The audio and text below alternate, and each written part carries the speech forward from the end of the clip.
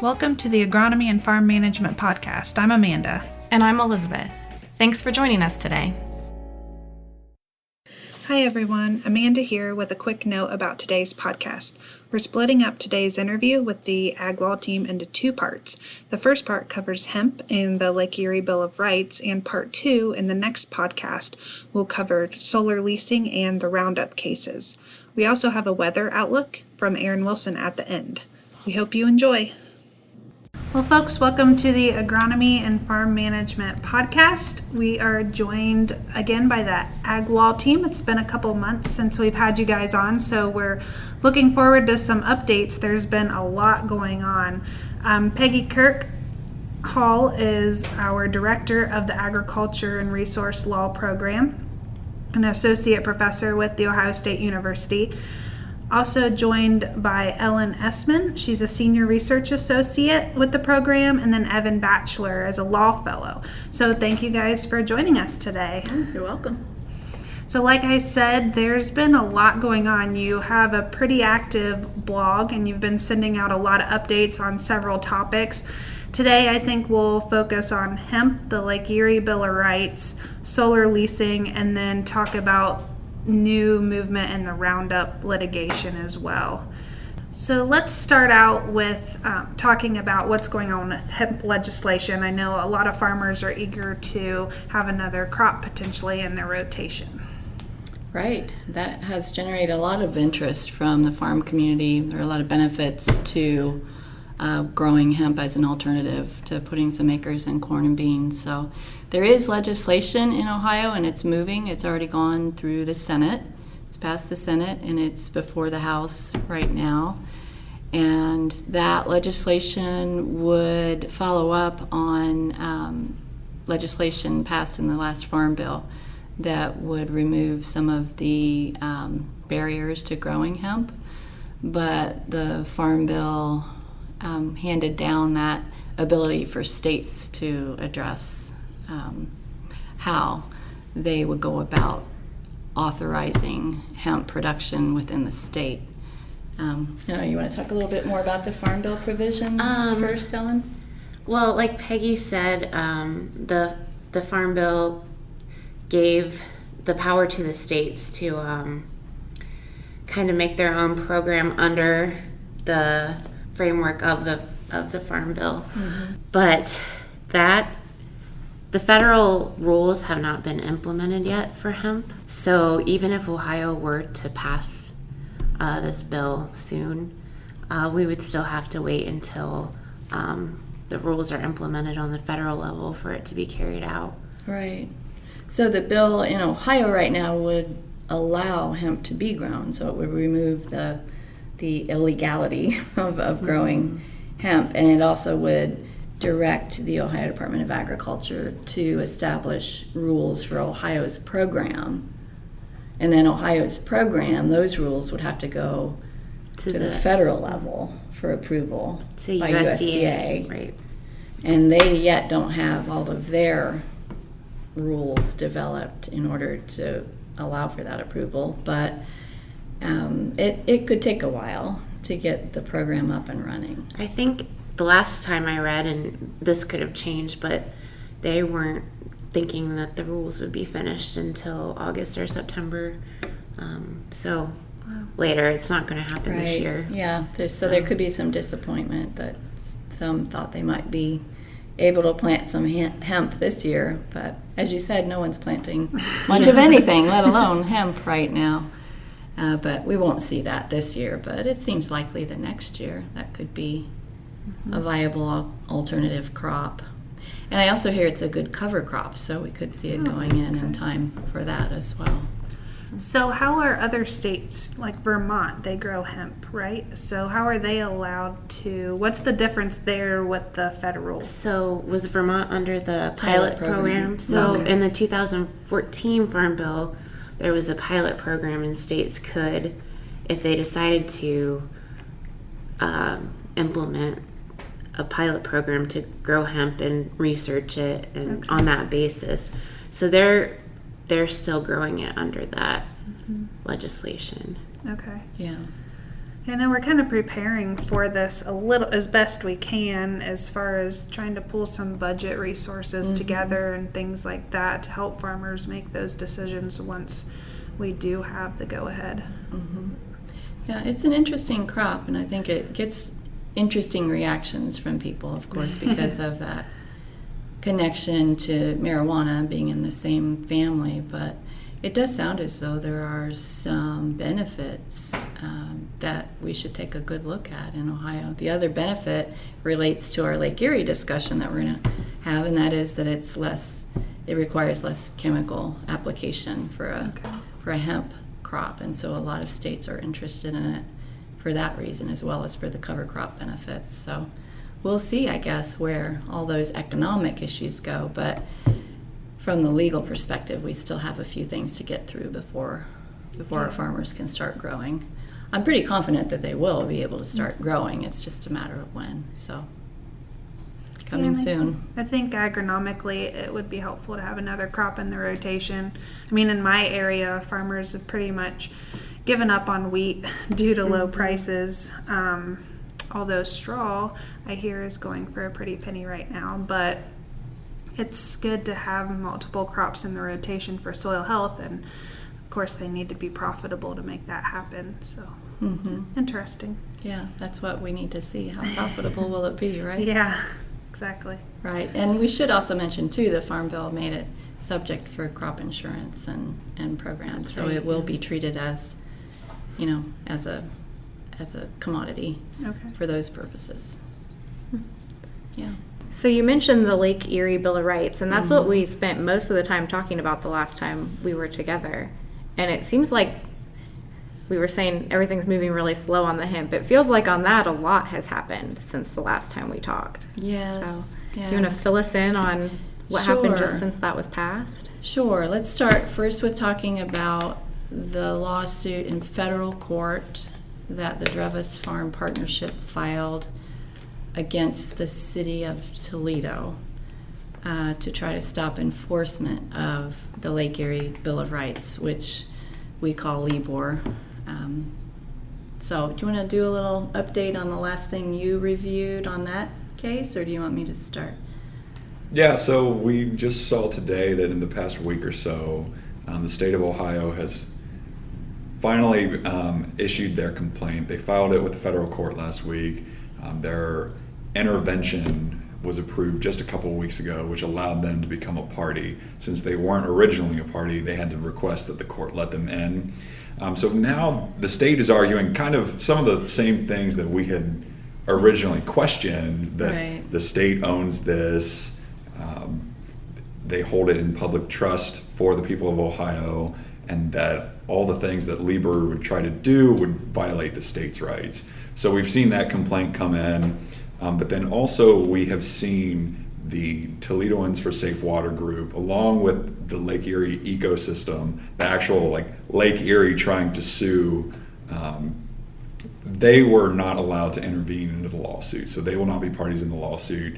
And they had tried to pause the lawsuit by requesting a motion for a stay, but that was denied, so that the litigation will continue on without them as a party. So that's kind of where it stands right now. So right now we have the farm filed a lawsuit against the city, as I said. They want LEBOR struck down and declared unconstitutional. The city agreed to an injunction with the farm, saying, we agree we won't try to enforce it. It's a little bit interesting to see what the city is doing here. I think they're an unwilling party to all of this. So that was going on, but as they were doing that, then we had, as Evan said, the lake and the Toledoans for Safe Water, who were responsible for getting LEBOR passed, trying to get into the lawsuit, and the state of Ohio trying to get into the lawsuit. So there's a lot of activity around this.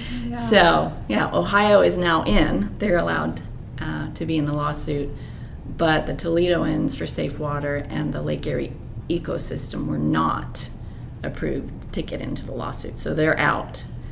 So now it's the state of Ohio and Drevis Farm Partnership against the city of Toledo. Okay. And the city of Toledo really doesn't want to be involved at all. I don't think Right. they do. Interesting. This group kind of came in and Forced it. put it on the ballot, got it on the ballot, and Yeah, I don't think they ever thought it could be enforced. So well, they tried to not even put it on the ballot, but Right. then were told by the court that they had to put it on the ballot. The city. The city of Toledo, right? So what is being accomplished by the lawsuit? Or what's the goal? We'll really have a decision as to whether we could have two. It could go two ways. One will be that the claim itself was not filed, that they don't have legal standing to challenge it. That could be one way that the court could go to challenge LEBOR, or they could go the other way and declare whether it is constitutional or not. There is a bit of a legal standing problem, and I think we talked about. Did we talk about that before, or was the lawsuit even filed? It hadn't. No, I don't Oh, think. I think the last time wasn't we filed talked, yet. that LEBOR hadn't actually been passed. I think Right. it passed a few Okay. days after Okay. our last episode together. Well, the way that it's evolved, where it's this farm filing in a federal court against the city of Toledo for LEBOR, there's a question as whether the farm really has legal standing to challenge LEBOR in the way that it has. And that's because no one, especially the city of Toledo, has attempted to enforce LEBOR at all. So you have to question whether there's any real injury to the farm. the farm kind of tried to preempt everything happening. So Well, Toledoans for Safe Water is really the only group that said you don't have standing, though. And that's kind of my curious question at the moment, is that the judge has had opportunities to rule on that, but hasn't yet. So you're thinking it's not going to be decided on standing. Maybe not. Like originally, I know we had talked about that a lot, but the fact that it hasn't yet, and the fact that he's looking for like motions right now based upon the complaint and the answer, signals to me that he's still looking for something. Yeah, and we don't know what he's looking for. To me, I would rule on standing. I would say there was no standing to bring the lawsuit, but I'm not a federal judge. you didn't ask to In order to have standing, you have to have injury that could be redressed by the court and that the defendant is responsible for. And as I said, Toledo hasn't done anything. They weren't even responsible for it passing. They haven't tried to enforce it. So That's why Toledoans for Safe Water came in, because they were arguing Yeah. no one else is in the position to argue in favor of this like us, so we have to be brought in, but the court was not convinced by that. Yeah, so it's pretty interesting. A lot of really kind of wonky legal stuff going on in that. But I see you guys, your eyes are glazing over. It's just As really we hard talk to about- follow. It is tough to follow. I mean, and it's possible that it could go the other route, and there could be a decision based on whether it's constitutional.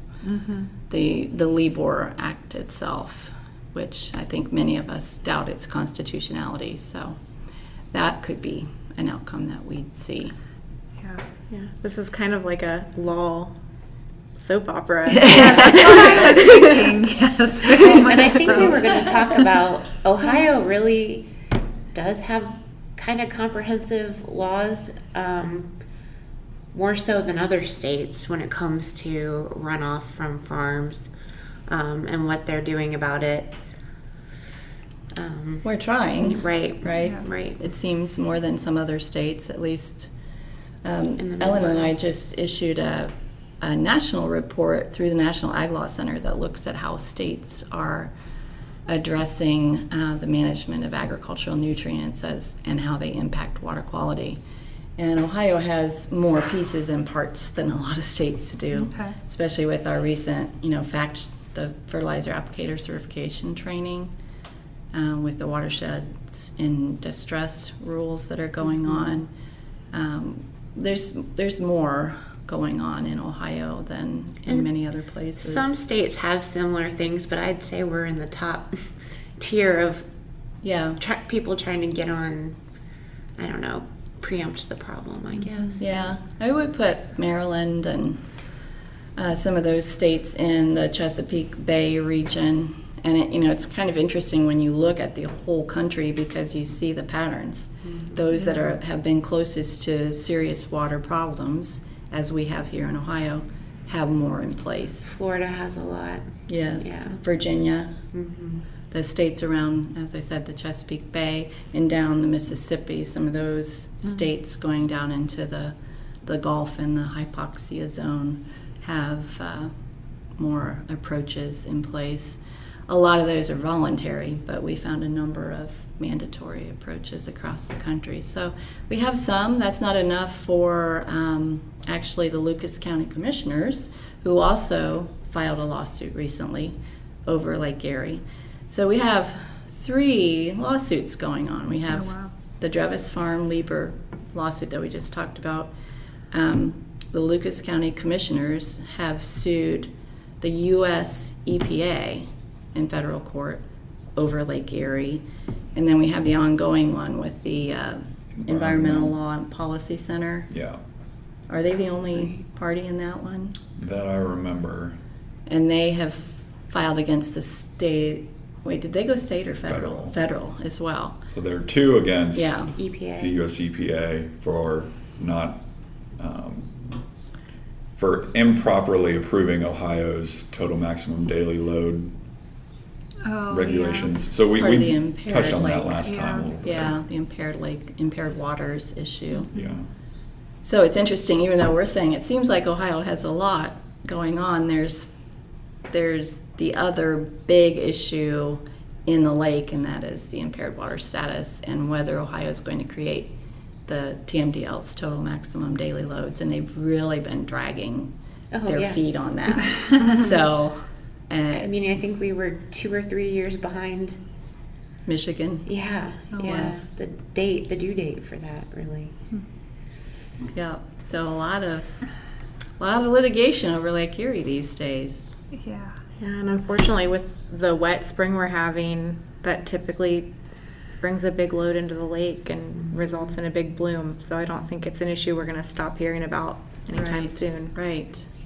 We've got some interesting new programs, though, coming from ODA, and you guys have probably heard about those.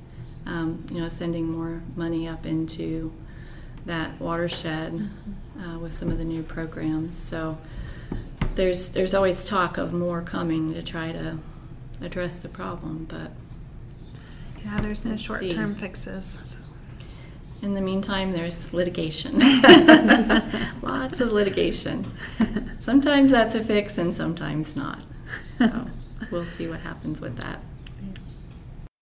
So stay tuned next week as we finish this conversation with the Ag Law team and talk about solar leasing and the glyphosate cases. Now here's an update from Aaron Wilson on our weather. Greetings, everyone. This is Aaron Wilson with the State Climate Office of Ohio and the Department of Extension at The Ohio State University, bringing you the weather update here as we're about 10 days into June. Certainly, we've had a very challenging planting season with a lot of rainfall around the state, a lot of late planting that's going on.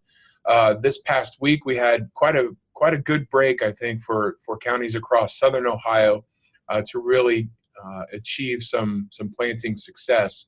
It's been a little bit cooler than average across the north, and that's really fit the last 30 days pattern that we've seen here over the last month. As far as this week's precipitation goes, we averaged between 1/4 of an inch and about 2 to 3 inches in some locations across northern Ohio. And like I mentioned, this provided a little bit of window in west central Ohio to central Ohio and points south in terms of, this a little bit below average precip for a weekly basis. Again, right now we should be seeing about an inch of rainfall per week. So we came a little bit under that over the last 7 days. West Central Ohio, just so people know, has been really hit hard this spring. We have some locations there that have received over 18 inches of rainfall since April 1st. That's 46% of the annual rainfall in just 2 months. Incredible amounts of rainfall falling across West Central Ohio. And we really see that signal on our 30-day map looking at normal precipitation somewhere between 200% and 300% of normal with high stream flows and plenty of soil moisture. Now, I wish I had some better news as we head into this upcoming week and for the rest of June, but unfortunately, the signals are starting to come in pretty wet here. This week, we're looking at generally average about an inch of rainfall from northwest to southwest and southeast Ohio, with 1.5 to 2 inches of rainfall from central Ohio to the north central and northeastern counties. So this is going to be the focus of the heavier rainfall this week. If we extend our outlook, and we're looking at the 6 to 10 day outlook now from the Climate Prediction Center, this is June 16th through the 20th. Elevated probabilities of below average temperatures. We're likely to see some cooler daytime highs mostly in the 70s or low 80s, with overnight lows probably a little bit above average in the mid to upper 60s. And so there's a little bit of trade-off there, but we're going to average a little bit below average here as we head into about the 20th of June. Along with that is a pretty strong signal for above average precip, especially along the Ohio River, and then up to about US 30 for sure, seeing higher probability, higher confidence in above average precipitation through the 20th of June. If we take it out for the rest of the month, yeah, it really looks like we've got some wetter and cooler than average conditions that are going to kind of stick around and be in place here. We don't see any major shifts in the pattern. With a large expanse of the Midwest part of the country and even South Central Plains being above average in terms of precip, that's going to keep temperatures down a bit, especially during the day, as I mentioned, and it's going to provide plenty of fuel for additional rain, thunderstorms, and showers to move through. So I wish I had a little bit better news, but that's the outlook as we see it here around the 10th of June. If you have any questions, you can always check out climate.osu.edu for more information. And thanks. We'll see you soon. Bye-bye. Thanks for listening to the Agronomy and Farm Management Podcast. Join us again in 2 weeks for our next episode.